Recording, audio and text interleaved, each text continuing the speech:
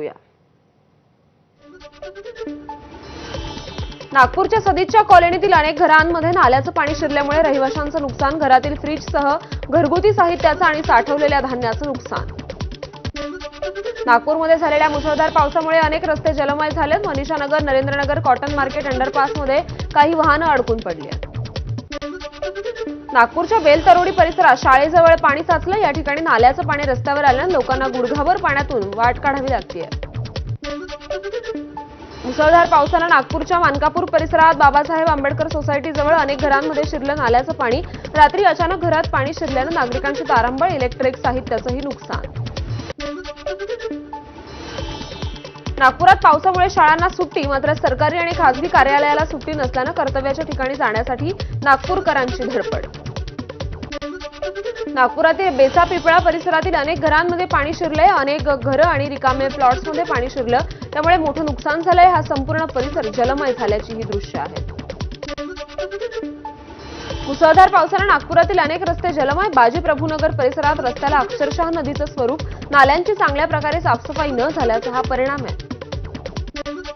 नागपुरातील धापेवाडा ते पाटण सावंगी राज्य मार्गावरील वाहतूक बंद। चंद्रभागा नदी आणि कोलार नदीचं पाणी पुलावर आल्यानं वाहतूक बंद झाली आहे। नागपूर जिल्ह्यातील भिवापूर तालुक्यात नक्षी नदीला पूर आलाय। पुरामुळे भिवापूरहून हिंगणघाटकडे जाणारा मार्ग बंद। नागपूर जवळील हुडकेश्वर गावात नाल्याला पूर, पुरात काही जण अडकलेत। रेस्क्यू ऑपरेशन सध्या सुरू आहे। मुसळधार पावसाचा उच्चभ्रू कॉलनीला देखील फटका। कन्नमवार नगर कॉलनीतही पावसाचं पाणी शिरलं। कॉलनीतील अनेक बंगल्यांच्या अंगणात गुडघाभर पाणी। मुसळधार पावसात भंडाऱ्यातील भोजापूर कॅनल मार्गावरील पूल वाहून गेलाय। पूल वाहून गेल्यानं नागरिकांना आता अडचणींचा सामना करावा लागतोय। भंडाऱ्यातील गर्भवती महिलेला चिखलातून वाट काढून पायदळ जावं लागलं। ही बातमी एबीपी माझानं दाखवली। या बातमीची दखल घेत सार्वजनिक बांधकाम विभागानं रात्रभरात डांबर टाकून रस्त्याचं काम पूर्ण केलंय।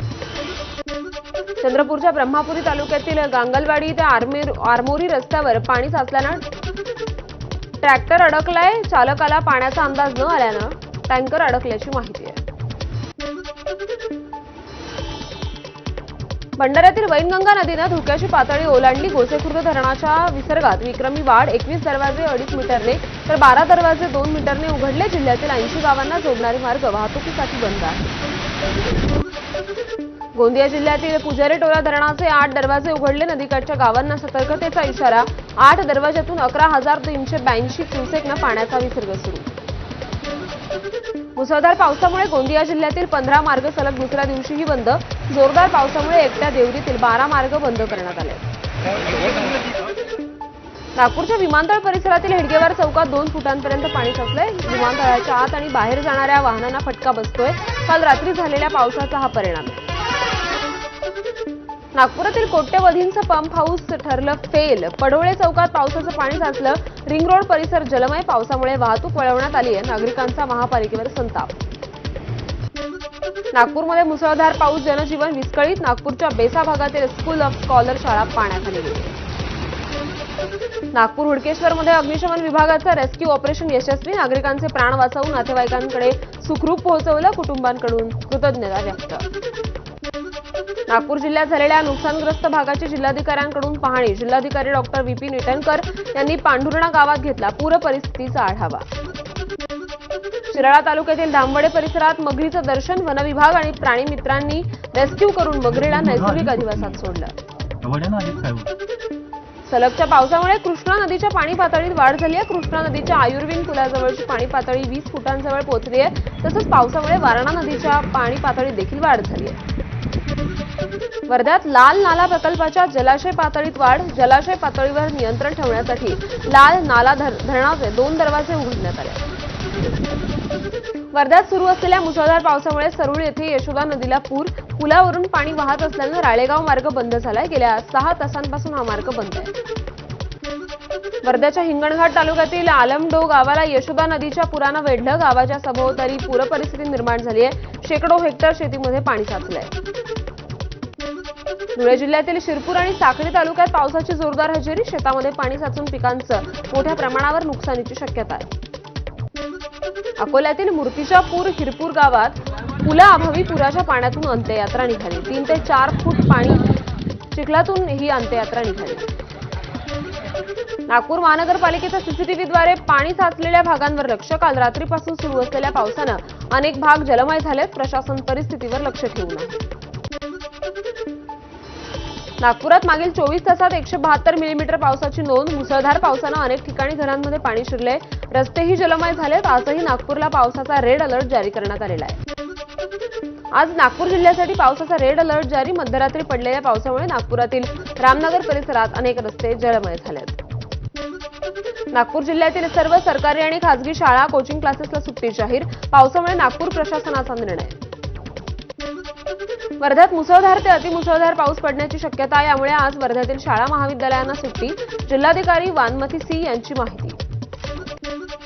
गोंदिया जिल्ह्यात मागील 3 दिवसांपासून सुरू असलेल्या पावसामुळे सर्वत्र पूर परिस्थिती निर्माण झाली आहे. तिरोडा तालुक्यातील लोधीटोला गावातील शेकडो हेक्टर शेतजमीन पाण्याखाली. गोंदिया जिल्ह्यात मुसळधार पावसानं 2 घरांचं पूर्णतः तर 10 ते 15 घरांचं अंशतः नुकसान केलंय. पावसानं तिरोडा तालुक्यातील पांझरा गावात कुक्कुटपालनाचं शेड पडल्यानं मोठं आर्थिक नुकसान झालंय. गोसेखुर्दच्या पाण्यानं गडचिरोली जिल्ह्याला पुराचा तडाखा. गडचिरोली ते नागपूर आणि गडचिरोली चामोर्शी 2 राष्ट्रीय महामार्ग वाहतुकीसाठी बंद. त्यामुळे वाहनांच्या लांबच लांब रांगा लागल्यात. मुंबई कोलकाता राष्ट्रीय महामार्गावरील मासूल कसा घाट परिसरातील पुलावर मोठं भगदाड. उड्डाण पुलावरील सुरक्षा भिंतही कचली. 6 महिन्यांपूर्वी पुलाचं बांधकाम पूर्ण. कामाच्या गुणवत्तेवर प्रश्नचिन्ह. मुसळधार पावसानं चंद्रपूरच्या गोसेखुर्द धरणाचे 33 दरवाजे उघडले. वैनगंगा नदीच्या काठावर असलेल्या पिंपळगाव भोसले गावात शिरलं पाणी. पर्यायी मार्गही वाहून गेल्यानं नागरिकांची गैरसोय. गोसेखुर्द धरणाच्या 33 दरवाजातून पाण्याचा विसर्ग सुरू असल्यानं वैनगंगा नदीनं 1.5 मीटरनं ओलांडली धोक्याची पातळी. अनेक गावांना जोडणाऱ्या मार्गावर पावसाचं पाणी. त्यामुळे 35 पेक्षा अधिक गावांचा वाहतुकीचा मार्ग बंद झालाय. पावसानं नागपूरला झोडपलंय. 2 वर्षांपूर्वीच्या पुराच्या आठवणी जाग्या झाल्यात. पावसाचा जोर वाढल्यावर नागरिकांची दक्षता. नाले, सिव्हर लाईनचे चेंबर खुले केले. वेळीच दक्षता बाळगल्यानं पाण्याचा वेगानं निचरा होतोय. आणि या बातम्यांसोबतच बुलेटिनमध्ये